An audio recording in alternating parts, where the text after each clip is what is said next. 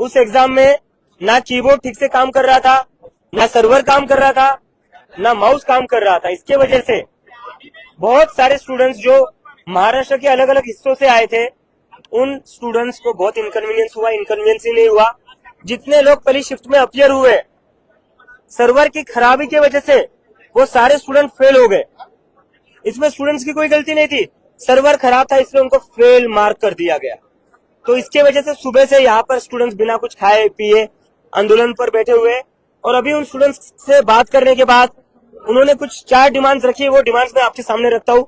पहली demand, re examination होनी चाहिए, paper two screen, high court के अंडर ये डिमांड होनी चाहिए।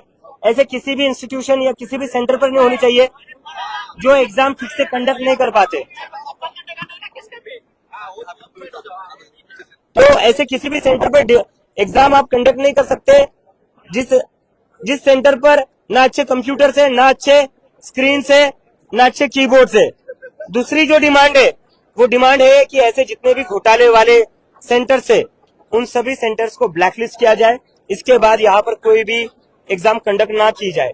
तीसरी जो डिमांड है, जिस कंपनी को टेंडर दिया गया था एग्जाम कंडक्ट करने का, उस कंपनी के अगेंस्ट एक्शन लिया जाए, उस कंपनी की इन्वेस्टिगेशन की जाए और उस कंपनी को ब्लैकलिस्ट किया जाए। और इसके बाद किसी भी कंपनी को टेंडर देने से पहले उसका पूरा ऑडिट होना चाहिए। ऐसे ही हवा में आप किसी को भी टेंडर नहीं दे सकते, जिसकी वजह से ऐसे हजारों बच्चों का भविष्य जो है वो एक सवाल के घेरे में खड़ा हो। और चौथी जो डिमांड है, अभी जब बच्चे मिलने गए थे जज से अंदर, तो वो उन्हें एक तरीके से धमका रहे थे कि आपका करियर है, आप ये किन चीजों में फंसे हुए हैं। ये बच्चे जो आंदोलन कर रहे हैं वो अपने भविष्य के लिए कर रहे हैं, अपने एजुकेशन के लिए कर रहे हैं। तो इनको धमकाया ना जाए, इनके ऊपर किसी भी तरीके की केस या एक्शन ना लिया जाए, क्योंकि ये अपना यहाँ पर हक मांग रहे हैं, अपने एजुकेशन के लिए लड़ रहे हैं, अपने फ्यूचर के लिए लड़ रहे हैं। तो मोटी मोटी ये 4 डिमांड्स है। जब तक इस पर रिटर्न में कुछ आता नहीं ऑफिशियल लेटर हेड पर, ये बच्चे यहाँ से हटने को तैयार नहीं। कहीं ना कहीं आपने जो सुबह सवाल किया था इंफ्रास्ट्रक्चर का, 15 अगस्त को लेके, कॉलेज का, स्कूल को लेके, कहीं ना कहीं एग्जाम में भी वो दिख रहा है अभी इंफ्रास्ट्रक्चर। बिल्कुल, इस देश में ऐसी एक भी एग्जाम नहीं है जिसको ये ऑनलाइन ले रहे हैं और वो एग्जाम ठीक से हो रही है। हर रोज इनके सर्वर डाउन होते हैं, हर रोज इनके पेपर लीक होते हैं, इनके कंप्यूटर चलते नहीं है। मैं पूछना चाहता हूँ, इनके जो मंत्रालय में भी यही कंप्यूटर है क्या?